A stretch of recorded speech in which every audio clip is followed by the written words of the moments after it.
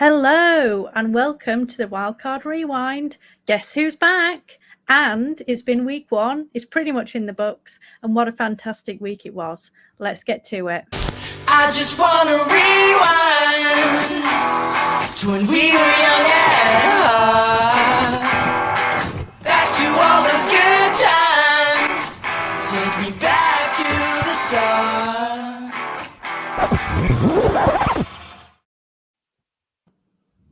And here we are. Week one of 2024 season is finally pretty much in the books. And what a week it was. I had a fantastic Thursday, Friday and Sunday enjoying football. And hopefully my two co-hosts will have done too. It's awesome. 3 of us back together for the first time in probably a month. So really excited to chop it all up with the best guys. Lewis, Paul, I'm back. I bet you're super excited, particularly you, Paul, because you know how much I know and how fantastic I am. So how are you doing? And I'm sure you're glad to see my beautiful face. Oh, I want to take back everything I said last week. I want to take it back so much right now. But no, it's really nice to have you back. It's nice to have the 3 of us back together. It's been a long off season. We've got football back. We've got the 3 of us back together. Can't wait to get into it. Yeah, that'll teach you for being nice, Paul. You see, you'll never hear the end of it now. Yeah. Lewis, awesome to see your face. How are you getting on? Lovely to have you back. Lovely to have the 3 of us. I'm doing very well. I stayed up until 4 o'clock in the morning to watch all the Rams players get injured and then us rally and then lose in the end.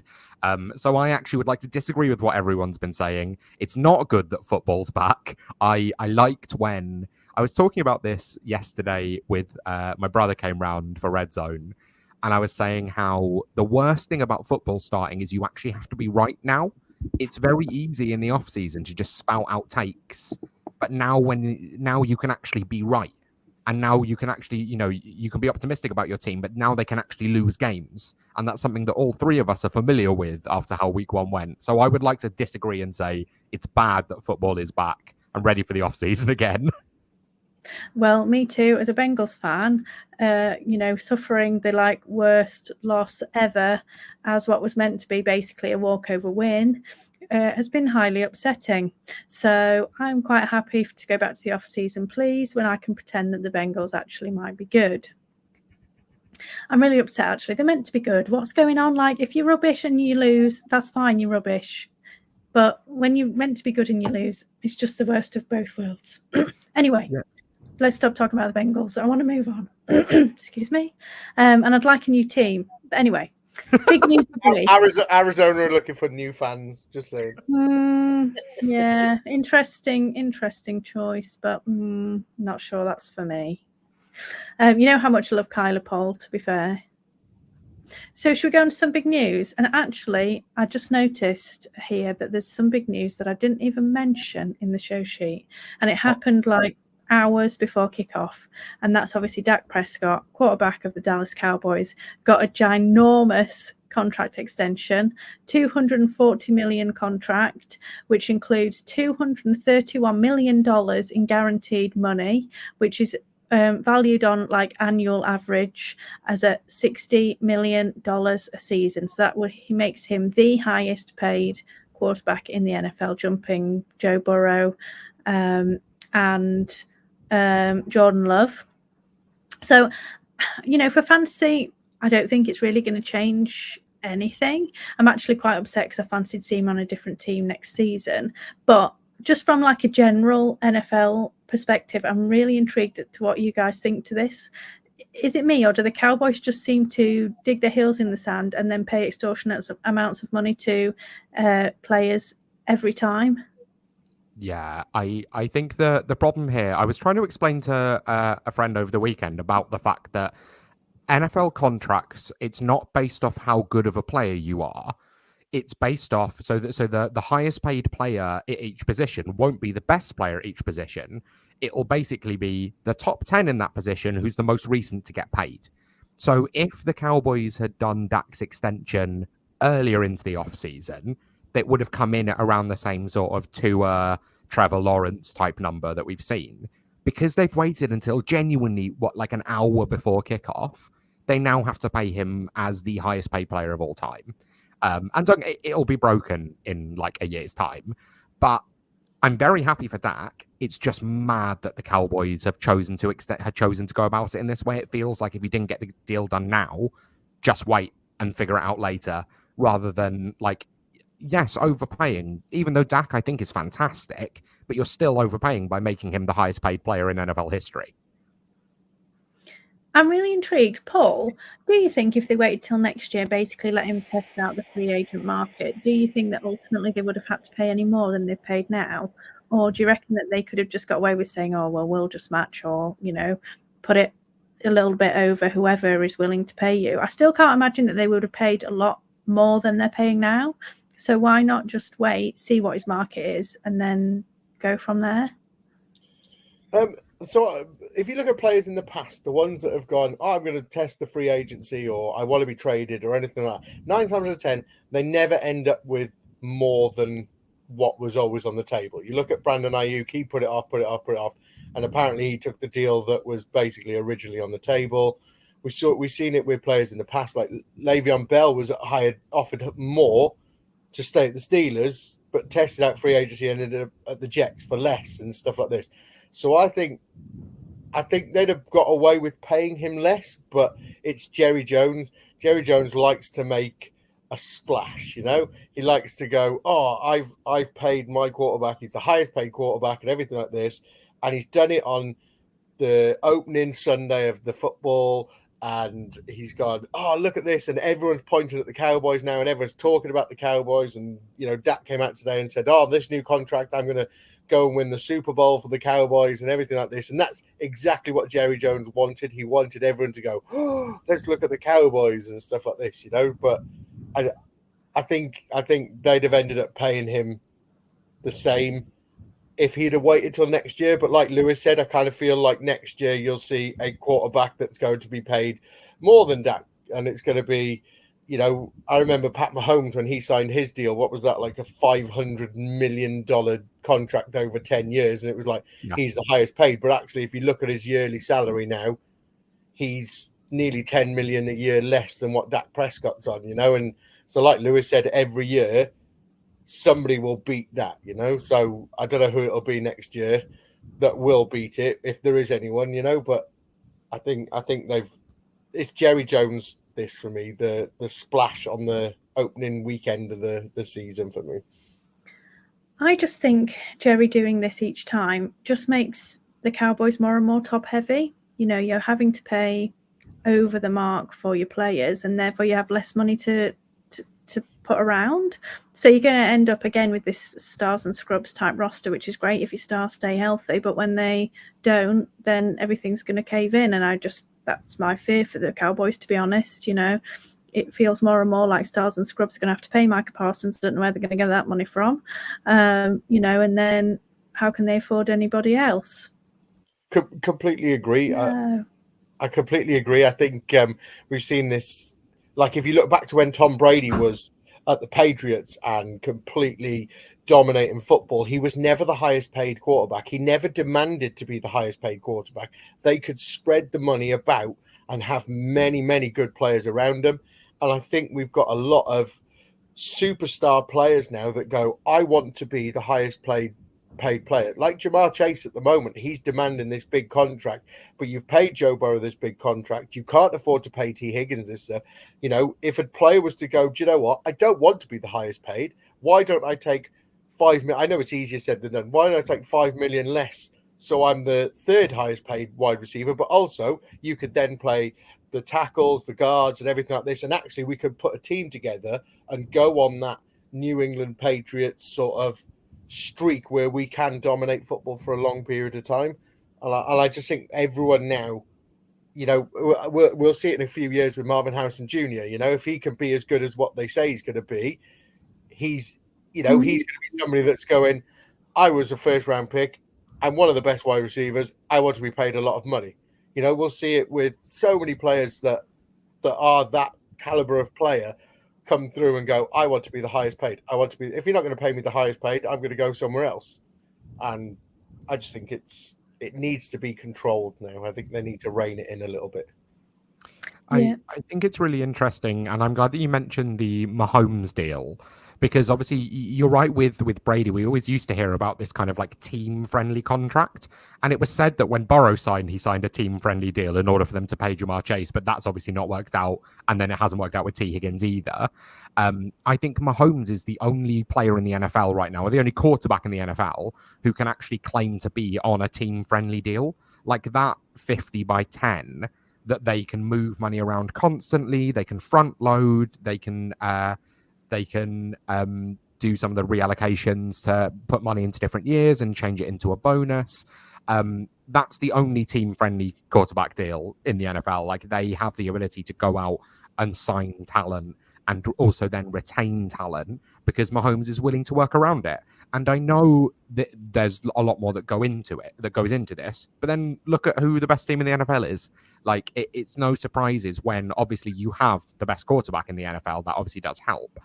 But if they're willing to take slightly more money and you're able to then make a great offense around them and build a great team around that quarterback, it's going to work out so much better than, sorry to always come back to shitting on the Bengals, but 58 million on your quarterback, 30 million on your wide receiver one, and you've then only got half your salary cap left for the rest of the team. Yeah, it's okay. I'm bashing on the Bengals today too. As I say, I'm getting fed up with them. But hey, that's a story for another day. Shall we move back to some more kind of fantasy relevant news? So I think probably one of the main ones, let's focus on this first. I mean, injuries in season really is our main news typically. Obviously, one of the biggest ones was on Friday night. Jordan Love, unfortunately, suffering that MCL sprain in the last 5 seconds of the game in Brazil. I mean, to be honest, it looked like the turf was pretty terrible, so I'm surprised we didn't get more injuries there. There are rumours that Green Bay are looking to pursue Ryan Tannehill, but obviously we've not kind of seen any deal appear just yet. In the meantime, they've got Malik Willis and Sean Clifford at QB. So this is looking extremely promising for the next few weeks. To me, I suppose the thing that I'm most worried about is these wide receivers. Pretty much every wide receiver will have been drafted in most leagues. Maybe in the shallow benches, you might still have, your Wicks, maybe your Dobbs on waivers, but most of them will be on teams.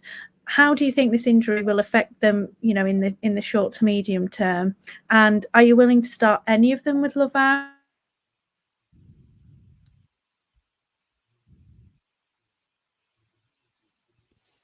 I'll go from here because I think we've lost Hannah.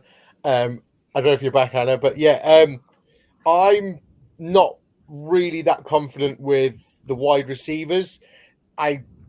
I mean, if I was playing in a 12-team Superflex league, I might take a punt on Malik Willis, but that would be I'm really in the shit kind of scenario.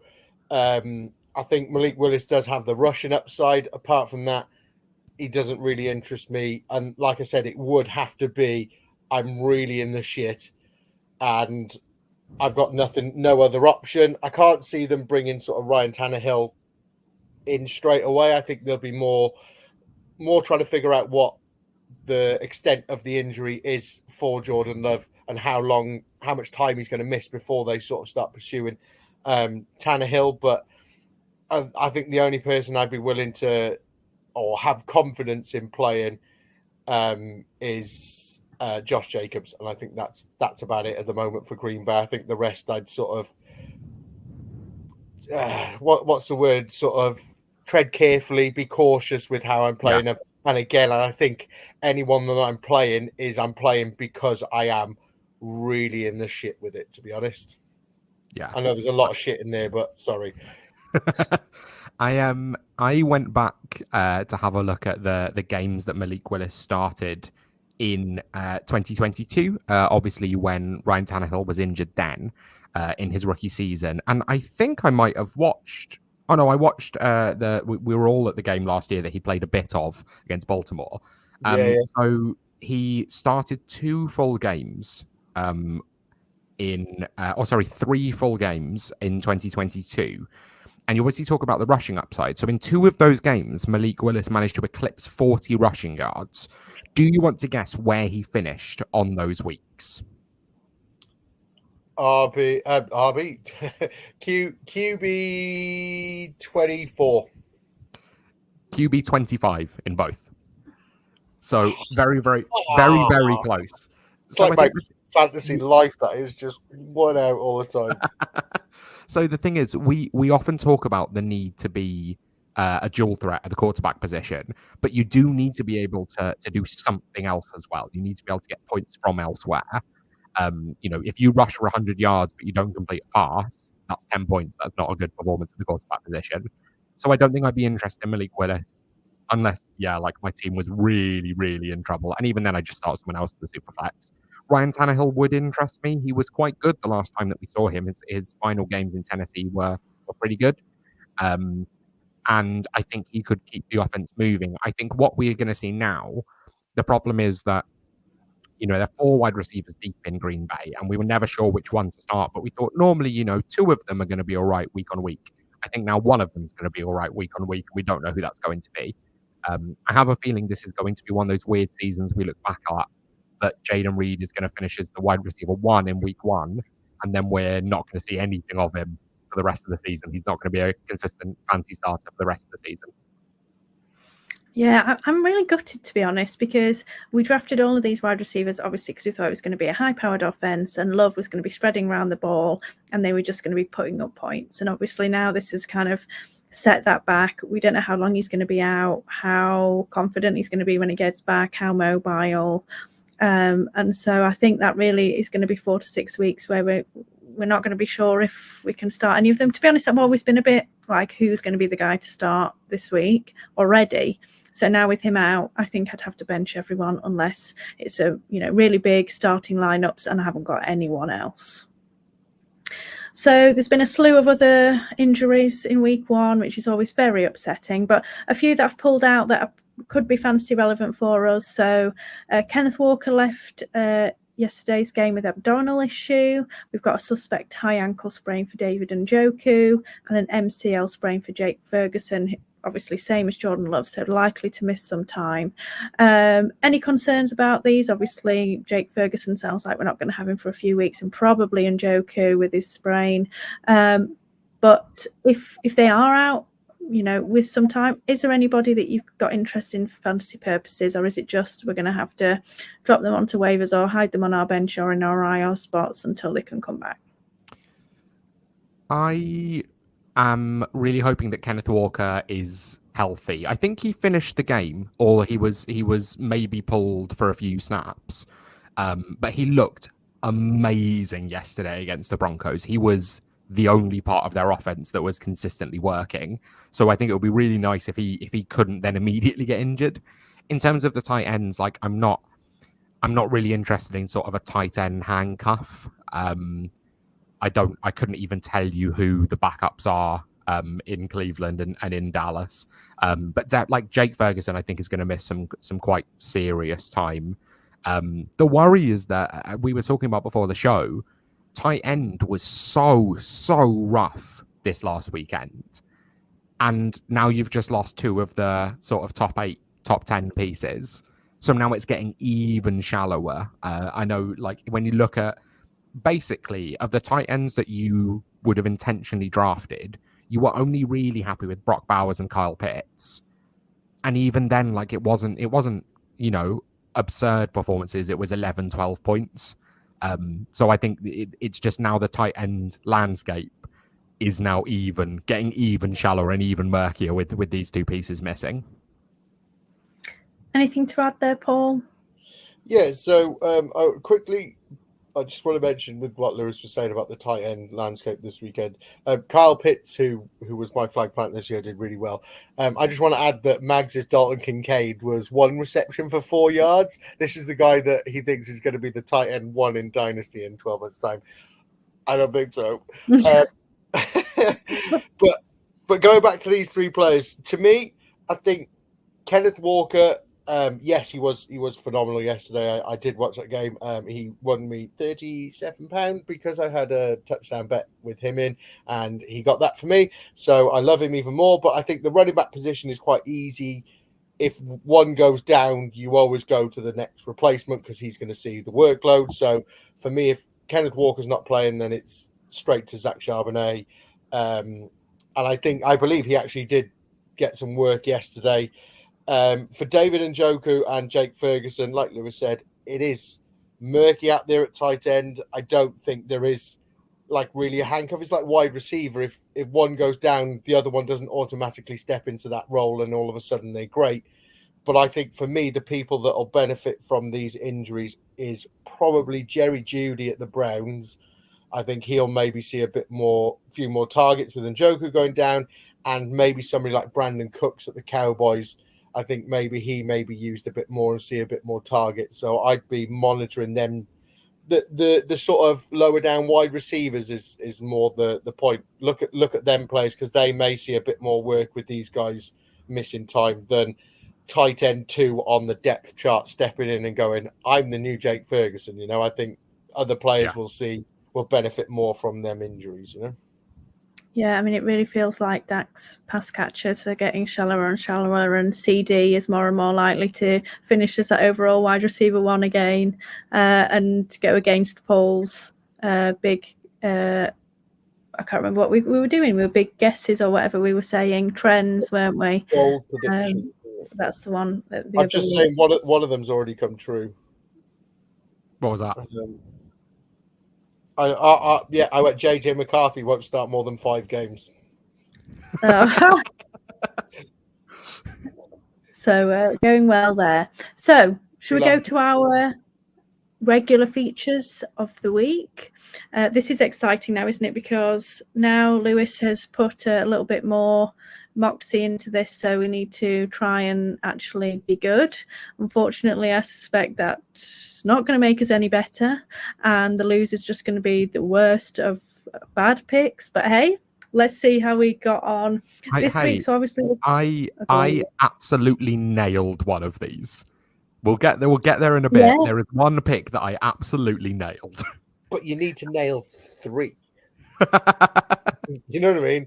Oh, I got True. 1 right, so you know what I mean? To be fair, I think the winner is probably just going to get 1 right based on all of our choices. To be honest, Adam, I don't think we did very well this week. No, we didn't. So shall we review our fantasy studs of the week? So obviously, this is where we're talking about an under-the-radar player who we think is going to smash in the coming week. So not your typical stud, someone that maybe you might want to put in your flex, or who could be there on waivers that you might want to add to your bench to potentially start this week. So first, let's look at last week. So Lewis, your stud last week was Gardner Minshew. Obviously, they played the Chargers and they lost. He threw for 257 yards, 1 touchdown and 1 interception. Unfortunately for him, that only garnered 10.7 fantasy points, finishing him as the QB 21 on the week. Not very good. But to be fair, looking at the rest of us, we're all in the same not very good territory. So Paul, yours was Chuba Hubbard. To be fair, your other option in JSN wasn't much better. So I think either of them, were bad choices. But unfortunately for the Panthers, it was terrible all around. And Chuba Hubbard had 6 carries for 14 yards.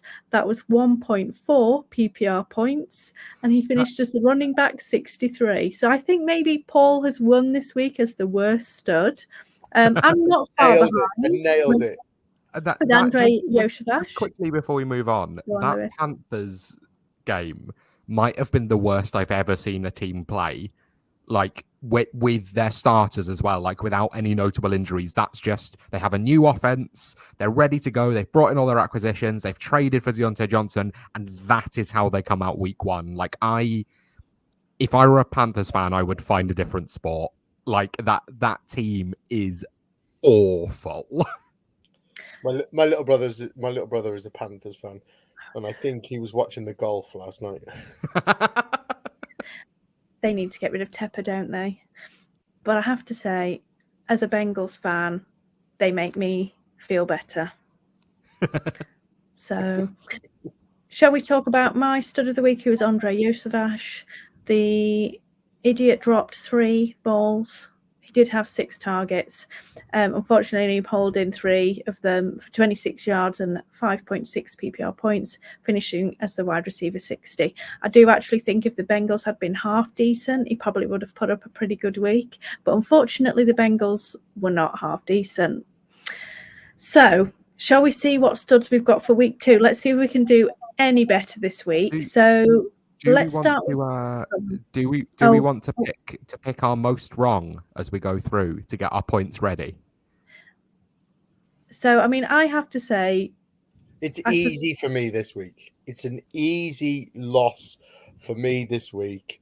I'm RB63. Not even. I know if you put them all in the same category, you know, one got 10.7 points, one got 5.6, and I got 1.4. So it's an easy. Hold my hand up.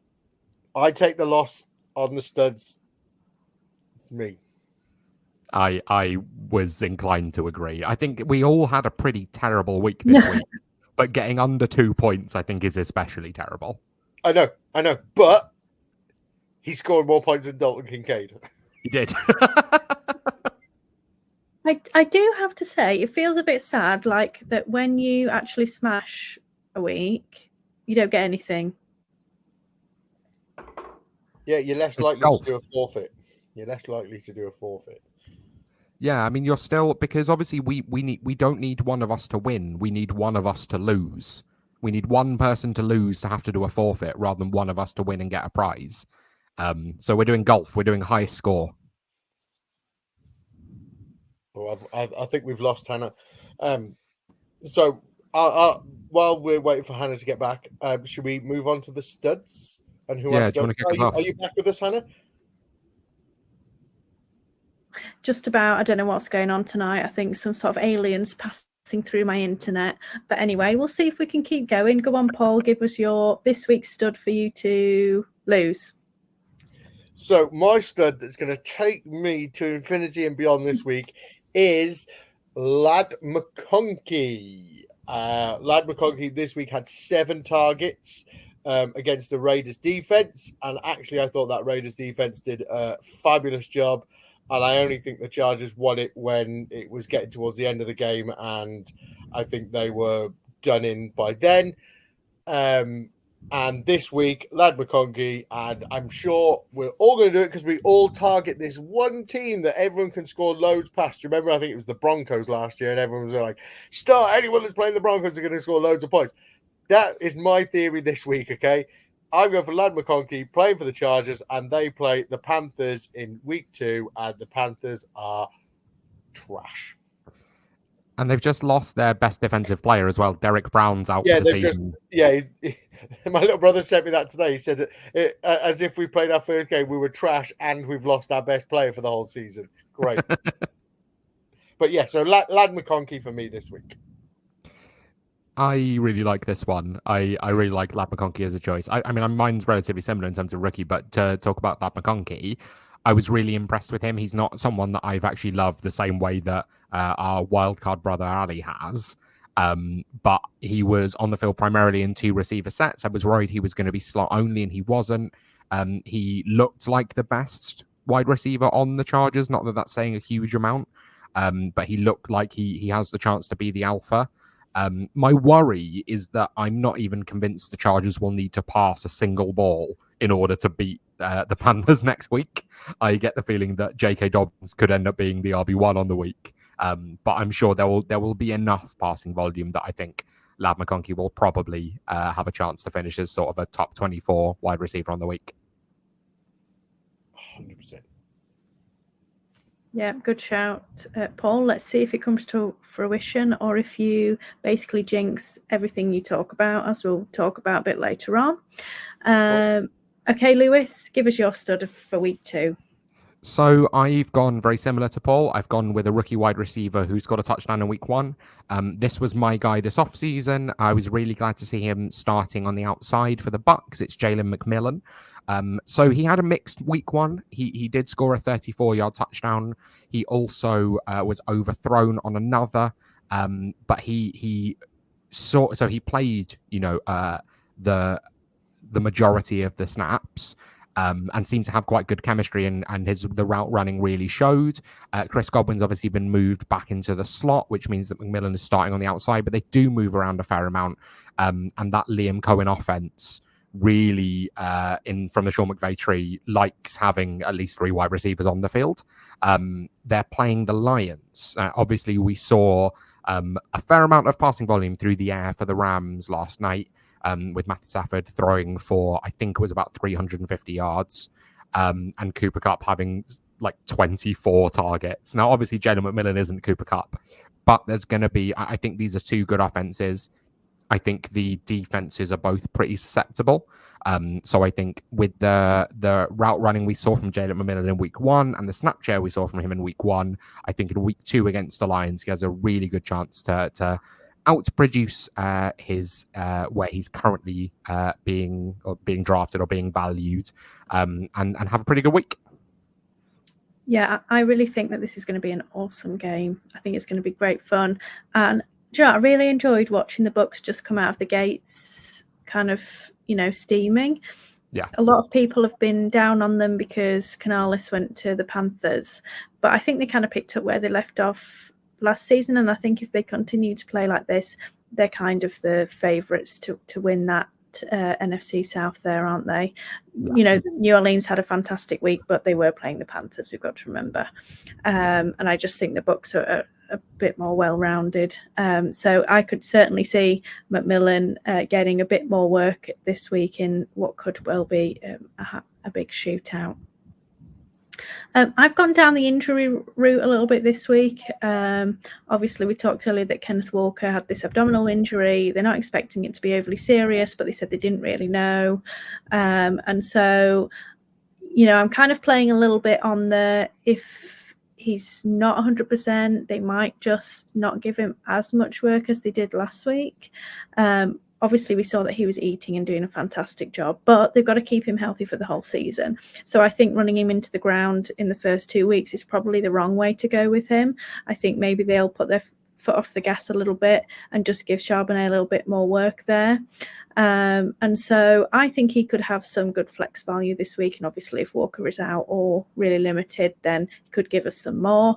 They are playing the Pats, and obviously, despite beating the Bengals, they just aren't a great team, mainly on offense. And I think if the Seahawks can pull away, get some scores up early, then they may just want to try and run down the clock a little bit more. As I say, I know this Pats defense are reasonably stoic and pretty good, but I do think that if they run up the clock, they will just try and run it out. And we may see the odd breakaway from Sharps if he's getting the ball a little bit more. I know he's more of a ground and pound kind of guy, but if they keep giving it to him and he's grounding and pounding and he's getting through to the end zone, then I think we could get a flex-worthy play from him this week.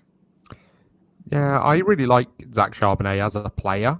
I'm annoyed that he's on the Seahawks because I think we were going into this season thinking maybe it might be more of a committee, and then we saw the way that Kenny Walker looked in week 1, and you go, nope, he's a stud. He might end in the season as a top 5 running back. But I definitely think if the way they want to play is with a bell cow, if Kenny Walker is hurt, then Zach Charbonnet will step into that role. He will be that bell cow. And the other thing that worries me is the offensive line didn't look amazing. I mean, this was the team that allowed 2 safeties to the Broncos. So the offensive line, clearly there's troubles, but I do definitely think if Walker is hurt, Charbonnet could see a huge amount of volume in week 2. We'll see. I may be the loser this week, but I'm going to, punt for that anyway. I don't want to put a curse on it, but I was going to go for Zach Charbonnet and seen the. Oh no! Well, just rack up a point for me now for next week, please. Paul's already said it, so he's cursed it again. So should we move on to our scares of the week? So obviously this is where we talked about a stud or a hyped up player who we think could be disappointing for the week to come, whether that be matchup, injury, just disappointing general performance. So let's have a look at last week's scares. Now, Lewis, you pulled a blinder here because you said Marvin Harrison Jr., which is a great shout because he only had 3 targets, 1 reception for 4 yards. That's 1.4 PPR points and finished him as the wide receiver 98. He's crap. He's always been crap. He's not going to be a Hall of Fame wide receiver. No, he's amazing. He'll be amazing. This was what I said last week. Like, it's nothing against Marvin Harrison Jr. It's a rookie wide receiver thing. Yeah, it's a rookie thing. Yeah. Did you see that last play? Sorry. Did you see the last play when Marvin Harrison Jr. was literally had nobody around him? Yeah. And he decided to throw it to 5'7" Greg Dortch that had 3 players around him, and you were like, do you know what? I'm still angry. Okay, I'm still angry. I think Kyler has memories of being able to throw into quadruple coverage against the Bills to win the game with a Hail Mary. Yeah. And DeAndre Hopkins still coming down with it. So clearly, I was about to say, the difference is that one, Hail Murray, you've got DeAndre Hopkins that leaps about 10 foot higher than everyone and comes down with a ball. This one, you got Greg Dortch. Now, don't get me wrong. I put Greg Dortch in my fantasy game day team, and I hit money this week, so I'm really, really happy. But a play like that, when you've got a choice between do I throw it to Marvin Harrison Jr. or do I throw it to Greg Dortch, it's a simple choice to me. But obviously, I'm not an NFL coach, so I don't make it. So I'm still angry about it. So. But it was a good pick. Marvin Harrison Jr. was a good pick. Yeah, it was a fantastic. It was a great pick. Great pick. Well done, Lewis. You seem to be doing pretty well this week. Unfortunately, Paul, I fear you may be racking up another point in this one. I got these two mixed up. So on the show sheet, you put them the wrong way around. Oh, is that right? It was my fault, not yours, even though you said them last week. So you said that Jaden Daniels was going to be a scare of the week. Now, unfortunately, that was quite an epic fail, I'm afraid, Paul, because he threw for 184 yards, which really wasn't, that exciting. But he rushed for 88 yards, and that included 2 touchdowns. And again, I feel a bit like the quarterback position wasn't fantastic. I mean, he got 28.2 points, which is pretty good. But generally, I felt a little bit disappointed with the QB position this week. But he did finish as a QB3. So I would probably not put him as a scare, I'm afraid. I don't think this is even close to an epic fail. Oh, please. I think this is... There's not even a word designed for this yet. It's not even close the other way. Yeah. Please. To say he's a scare and he finishes as QB3 on the week is just horrendous. I think I would have to go back and check. I think there's one last season where one of us accidentally predicts the top overall player as their scare of the week. Yeah. I think one of us did that last year. I can't remember who it was, but I'm pretty confident that's happened before. Yeah, I'm pretty sure we're trending towards that already in week 1, so I'm sure it'll be back again. So I said Jamar Chase. Maybe that was cheating a little bit because obviously he's not been doing any kind of practice, but he is a stud. So, I suspect some people might have thought that he could, if he's on the field, then he's going to do something, which I wasn't quite as good as you, Lewis, but he did only have 6 targets, 6 receptions, and 62 yards, which was 12.2 PPR points, which finishes him as the wide receiver 28. When you're drafting him in the top 5 in round 1, really that's not what you want from him. Now, hopefully he's practicing this week. My suspicion is that he's just going to practice and play for the rest of the season now, and then they'll deal with the contract next off season. I do fear that if he gets any kind of injury, he ain't playing. He's holding himself out. So I fear a lot for the Bengals this season because I think we could end up without T. Higgins and Jamar Chase for periods of time. But hey, we'll see. So I think maybe again we all agree that Paul gets another point here. So Paul, you're off to a cracking start. If only it was points were positive. So let's have a look at our scares for this week. I'm going to start with you this time, Lewis. Who's your scare? Yeah, so I'm trying to react a little bit based off the week that we just saw and some of the players that disappointed.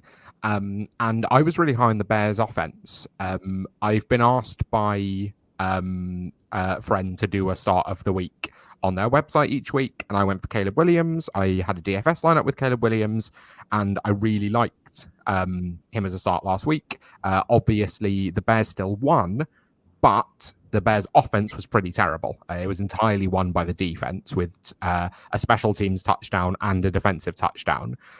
They play the Texans this week, which you'd think would be a good opportunity for some offense. But actually, I'm worried about specifically DJ Moore. So, yeah, DJ Moore is my scare of the week. The main thing that worries me is Derek Stingley Jr. So Derek Stingley Jr. is an outside wide receiver. He's absolutely fantastic. And he basically shut down Michael Pittman last night. Michael Pittman finished as the wide receiver. That's 54 with 4 receptions for 31 yards. Whereas you saw, obviously, Alec Pierce was the Colts wide receiver 1 last night. And A.D. Mitchell as well was open for 2 touchdowns if Anthony Richardson could throw them. The issue here is he's an outside cornerback, and I think he's a shutdown corner, and I think he's going to mostly trail DJ Moore. So I think I'm worried about him. I think you have to temper expectations with rookies. I was feeling very confident about Caleb Williams, but he didn't look fantastic in week 1, and I think you have to adapt to that and adapt to the evidence of your eyes rather than still going on the preseason priors. So I think the Texans defense is good. I think Derek Stingley Jr. is really good. I think Caleb Williams hasn't started as hot as we wanted him to. So DJ Moore is my scare for week 2. I love it. Sorry, I just want to say I absolutely love it. And it's what you have to do in fantasy as well. You have to adapt to these things and stuff. And I don't want to say that we said this a lot throughout the offseason, but you sort of, with rookies, you have to sit there and say, do you know what do we expect of them? And I think a lot of people will be or have built a team with Caleb Williams as their QB1 going, yeah, he's going to be amazing. He's 1 overall. He's going to be class and stuff. And I think what you're doing there is just adapting to what you've seen. And I love it. Great pick. It's smart. Thank you. Yeah, I love the fact that we're like, oh, great pick. And then next week we're all rubbish. Oh, he'll finish at this wide receiver 1 now or something like that. But anyway, no, I do agree. I think there are some teething issues with Caleb. I think it's going to take him a little time to settle. I think he got a bit overexcited yesterday and didn't really settle into the game. That Chicago defense, I think that's going to pull them through a lot of games here. And make them more competitive than they truly are, and just give him time to kind of get his feet. But the Texans is going to be a tough ask. So, no, I wouldn't be surprised if this was a scare. Lewis, Paul, give us your scare.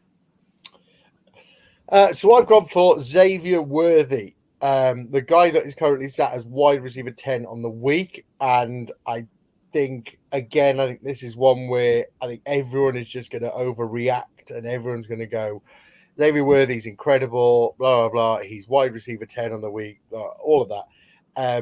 But if you actually look at what he did to be that high, Worthy got 3 targets in the game on Thursday night, wasn't it? It's Thursday night. He actually only got 2. He only brought in 2 of them for 47 yards and a touchdown. And also he had 1 rushing attempt for 21 yards and a touchdown. Now, yes, that has really bumped him up to wide receiver 10 on the week. But if you take away them 2 touchdowns, he only managed to get 8.8 points in a PPR league, and that would have left him as wide receiver 45. Now, I think people are going to go absolutely bonkers and go, yes, totally move him straight out of my bench and straight into the wide receiver position or a flex spot or something like that. And I just want people to realize that, yes, he had a phenomenal week, but I don't think he's very touchdown dependent. And if he doesn't get them touchdowns, all of a sudden you're sat there going, he is wide receiver 45. He's not done anything. So I think he doesn't do the same this week. And I think he misses the touchdown. So he is my fantasy scare this week. I really like when I like the reasoning behind it, because I think definitely we know touchdowns aren't sticky, and I would rather look at target volume and snap count for the performance of rookies than seeing them score touchdowns week 1. And I think definitely so say I mentioned A.D. Mitchell for the Colts. I'm still excited about A.D. Mitchell's first performance and his usage, even though he was overthrown on 2 touchdowns, because he got open. He did his job, and then Anthony Richardson overthrew him.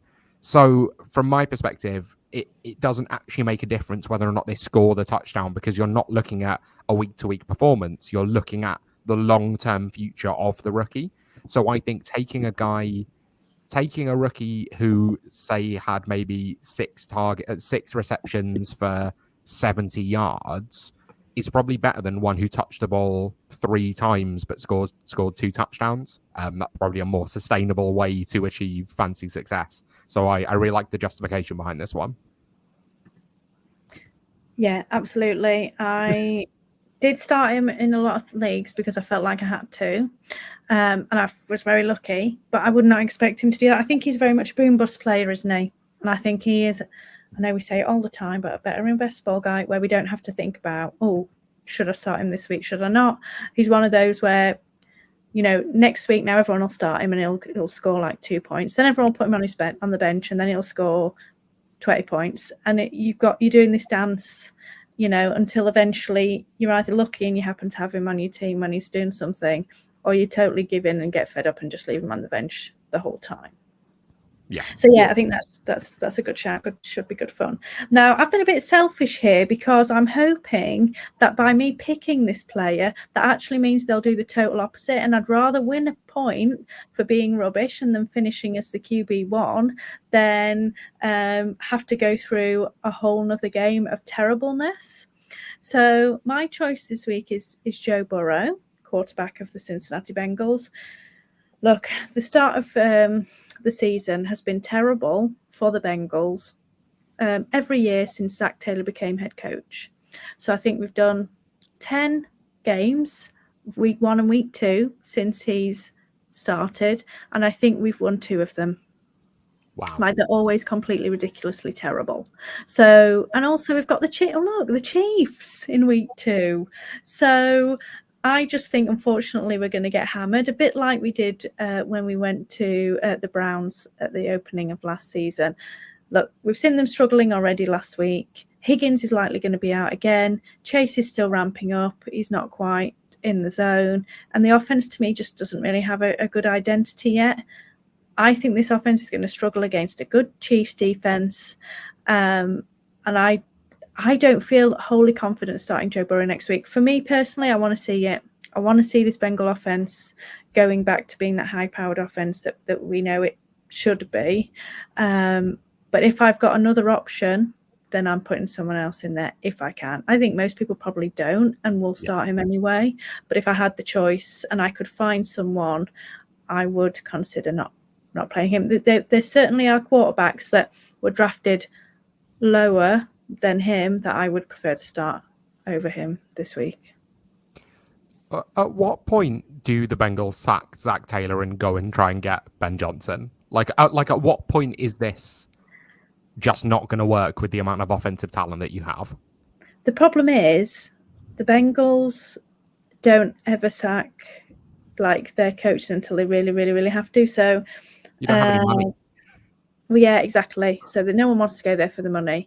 And, you know, our last head coach, well, I can't remember his name. Anyway, he was there for like 15 years or something ridiculous. Like, unless it's dire. So I think if we crash and burn this whole season, I think he'd certainly be on the hot seat. They might not even get rid of him then, though. This is the thing. I wanted them to get rid of him a couple of seasons ago. I do think a lot of the issues is with play calling. Now, the thing that I don't know is how much is Joe Burrow and how much is he dictating, this is what I want to do, and how much is Zach Taylor? And this is where I struggle to know the difference, because we saw, didn't we, with Jake Browning last season, that actually they can be quite an innovative, you know, and different non-static offense, you know, when Burrow's not there. And I fear that actually Burrow is dictating that. And I know that he prefers to see the defense, you know, and everything like that. But I think he is preventing them from being a little bit more innovative, you know, and so therefore it's hindering us a bit at this point. Yeah, I mean, I think there's a chance that game could explode, but I think the Chiefs' defense is really good. And yeah, I'm worried about the Bengals' offense at the moment, which is a mad thing to say, but with Chase not fully healthy, or like not fully healthy, Higgins actually not healthy, or also maybe actually not healthy. Maybe they both have given me a proper contractitis. And Burrow doesn't seem to be able to put it together, or Burrow is stubborn and only wants to throw to those 2 players, then it worries me. Do you know what gets me about the Bengals? They could be absolutely garbage but they've also got two players in Joe Burrow and Jamar Chase that if they go, let's play some ball, I really feel like they could give the Chiefs a real good run for their money. Yeah. And I love the pick. I think the pick's really good. I think Joe Burrow is definitely somebody that it could be absolutely awful for them again this week. But I also think that the Bengals are that team, and they've got two players there that how many times have we seen it where he's gone, I've just flung it down there and Jamar Chase has come down with the ball, and it just I suppose it's quite exciting to see that actually the two of them could connect and just go, let's go and beat these Chiefs and just go out and do it. But I love it. I love it. Yeah, I just think we're a bit too early in the season, to be honest, for this matchup. I think they give us another few weeks. Let us just kind of find our feet, because for some reason we can't seem to do it before the season starts. And it would be a barn burner, but I'm not sure we're there yet. And I fear we're going to get a little bit like the first half in that AFC Championship game when we actually went to the Super Bowl. And it was like 27-3 or something ridiculous, and we were like, well, that's it, we're going to lose, and then obviously we come back in the second half and win it. But I fear that could be that kind of game. But anyway, if not, that makes me super happy, and give me the point. I'm willing to take it. Right. Let's have a look at our I know, me too. Let's have a look at our wild cards of the week. I like these. These are great fun, because basically we suggest something that we think could happen in the week to come. So, you know, in theory, it could, but the less likely, the better.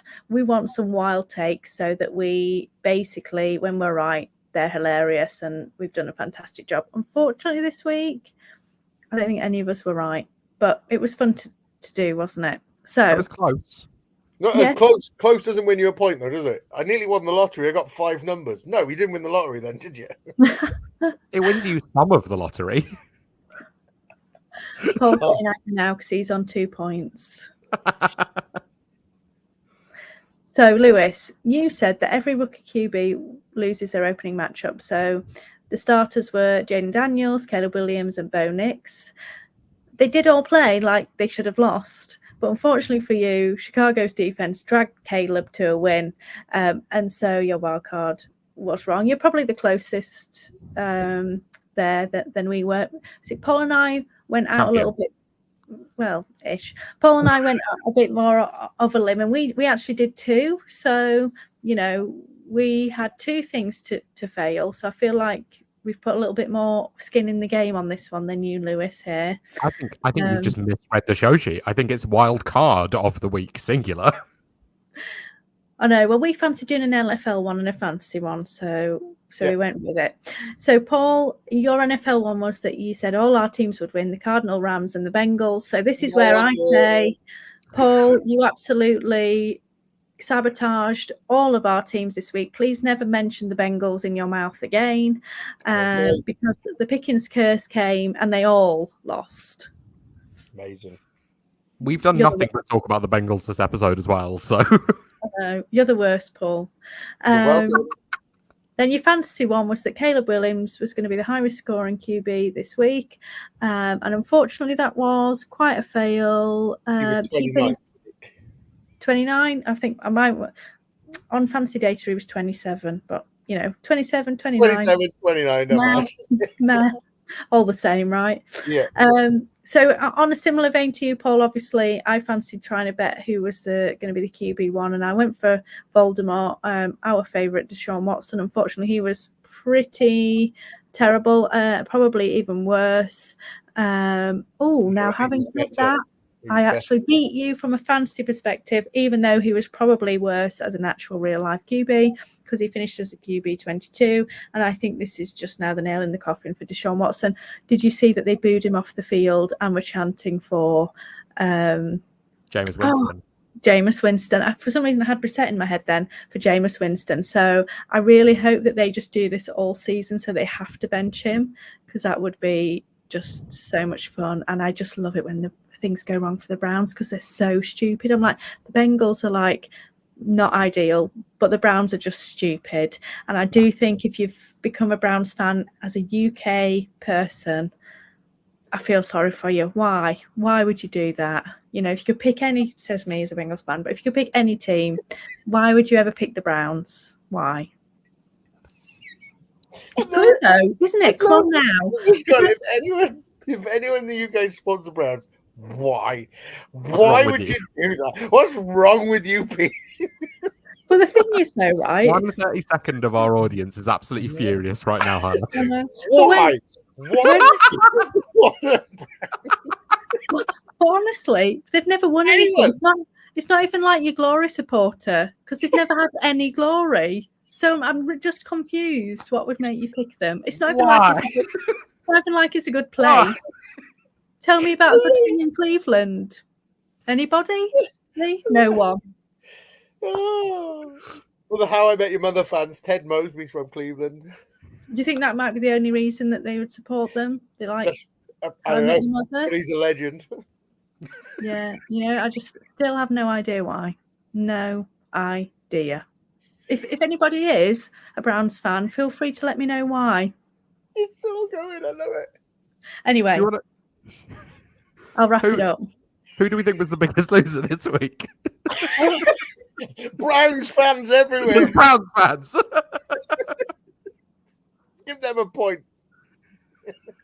They can certainly have a point. Then they can come on to the show and say all terrible things about the Browns that I give them. I love it. I'm gonna say Hannah gets this point, even though Caleb Williams finished lower, because Hannah picked Deshaun Watson to finish as QB1. Has now been going on a 10-minute rant about why the Browns are the worst organization on the planet.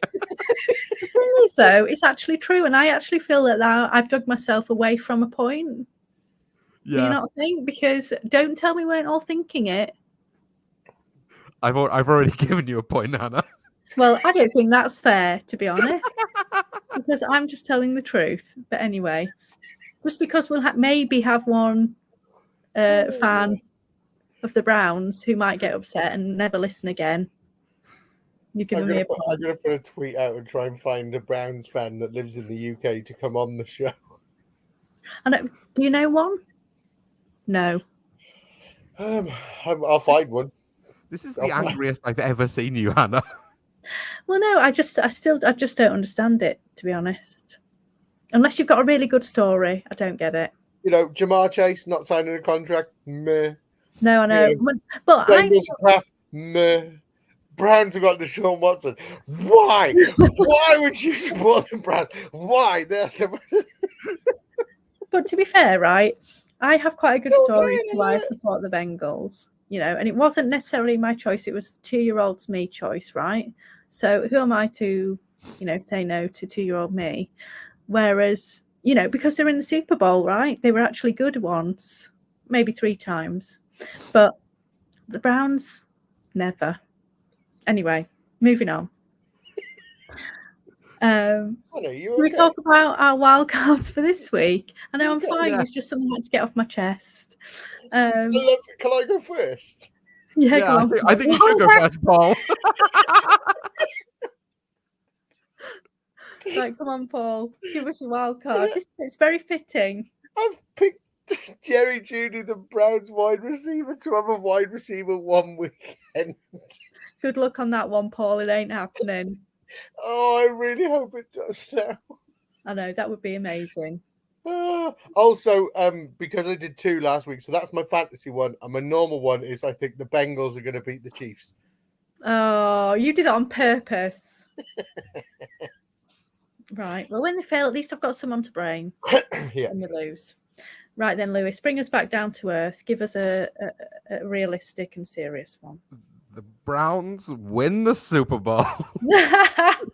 No, we all know that's never going to happen unless Deshaun Watson. I think I might have killed Paul.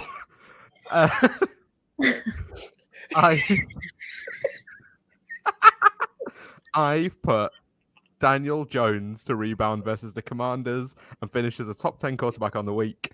I think the Commanders' defense is absolutely dreadful. We saw Baker absolutely deal against them. Malik Neighbors is really good. And passing seems to be really down in the NFL. So I think there's a chance that he could tear up this defense, and then everyone thinks he might be all right, and then he'll be crap from then on in. But I think he can finish as a top 10 quarterback this week. I literally wrote down when I was writing the show sheet that I thought Daniel Jones could finish as the overall QB1, and I was like, no, that's way too extreme. So I do have a similar thought to you, Can I ask Lewis. you a question? Can I ask a question based on the Daniel Jones? How many throwing touchdowns has Daniel Jones got since signing his wonderfully big contract in the March of 2023? Is it 2? It's 2. Yeah. How many pick sixes has Daniel Jones thrown since signing his amazing contract in March of 2023? I did say, I know it's more. Is it 4 or is it 6? It's 3. Oh, it's neither. He has thrown more touchdowns to the opposing teams than he has to his own Giants team since signing a big contract. But yeah, he'll finish as a rebound top 10 QB. Well, maybe Lewis will get a point then. Daniel Jones and the Browns. Daniel Jones and the Browns, baby. So I was not thinking at the Browns at the time. So I'm going to say that Sam Darnold finishes with more fantasy points on the week than Brock Purdy. So the Vikings play the 49ers this week. So I'm going to give the nod to Sam Darnold. I think he didn't do too bad, did he? And I think they could scheme kind of things for him. So I'm going to say that Darnold finishes with more fantasy points on the week. Who wins the game? Oh, definitely the Niners. Well, you say no. I'm going to say yes to the Niners. I think the 49ers are going to start out really slow because their off-season has been really tumultuous. And I think they're going to lose to the Jets tonight. And I think they could struggle next week. I think Trent Williams missing time through the holdout, Brandon Ayuk missing time through the holdout, Christian McCaffrey being injured, Deebo Samuel was a bit banged up in the beginning of preseason. I think they could struggle early on in the season. And I hope they do. And you know what? If you're a 49ers fan in the UK... I prefer not to comment on the 49ers because I feel like my hatred for the 49ers takes over because I always want them to lose. Yeah. So I'm going to say nothing, but Lewis, I completely agree with what you said. I know, I totally agree they're going to be slow, but I do think... I love this pick, by the way, sorry. Is this Vikings team anything special? Not convinced. And I do think that the Niners will manage to overcome them. And then my NFL one, because Paul and I have somehow, for some reason, decided to do both. I thought this would just annoy both of you in both ways. So I've put that the Cardinals will upset the Rams in week 2. So I thought Lewis will be upset because I'm banging the Rams, and Paul will be upset because I've probably cursed the Cardinals. So I love this pick. I think it's brilliant because you're always right, Hannah. Too right. You need to also, but then Paul, you've said that you back the pick, and you're normally no. wrong. I just said I like the pick. Okay, fine. I don't hate this one. The Rams' offensive line is so shaken up, and we didn't talk about Puka Nacua being hurt. Oh God, sorry. Hang on, go drink. There you go. 2 fingers. All right, I'll shut up then. 3 minutes. An hour and 3 minutes, Lewis. We were on this. We've been recording this show, and it took you to go Puka Nacua.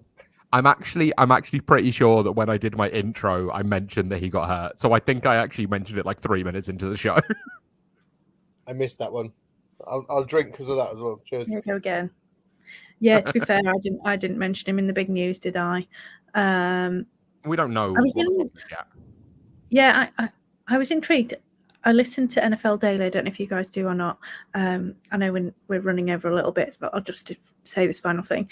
And Jordan Rodrigue, obviously good friends with Greg Rosenthal, and he was saying that he wasn't convinced that Puka was going to be particularly great for fantasy this year. He didn't, he was just a bit like, I'm not totally sure. So I do wonder whether he was fully healthy, already, and then obviously it's like you mentioned before, Lewis, maybe it's just made it worse. So I do just wonder if the whole time they were kind of expecting him not to totally manage to grit it out throughout the whole thing. So I worry for him this season, and I think this makes Cooper Kupp a really, really nice value. I reckon he could be a, you know, in round 2 where we had all of these wide receivers where we were like, meh, or all of these players that were like, everyone's pretty much the same and we could put them in any order. And ultimately, probably Cooper Kupp's going to end up being the guy that jumps all of them as the guy in round 3 that you should have taken in as the 201 all along. I suspect that's going to be the case. He had 21 targets week 1. Yeah. Like he had more targets than most offenses threw. Yeah, I mean, I just think he's a steal. Well, put it this way, Anthony Richards, I was looking earlier, Anthony Richardson threw the ball 12 times. Yeah. In the whole game.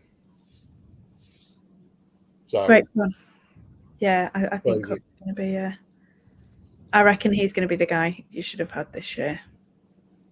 Personally, I mean, Puka might be back later and, you know, fully healthy, etc. But I don't know, I've just got a feeling that he's not going to be really that healthy this season. But we'll see. Okay, that brings us to the end of the show. I had great fun tonight. I've got a little bit off my chest. Paul got 2 points. So everything seems to have gone swimmingly this week. As always, thanks everyone for tuning in, especially if you're a Browns fan. Don't forget to subscribe and follow us on X at Wildcard Rewind. And of course, send DMs if you're upset. And Lewis and Paul will answer them. Obviously, we're also on YouTube, so you'll find us there at Fantasy Wildcard. And obviously, all of our other great shows. The DFS show is back. So if you enjoy playing DFS, I highly recommend that you go and check that out. And if not, and you want to give it a go, check it out too. Otherwise, we'll be back after an awesome week 2. See you then.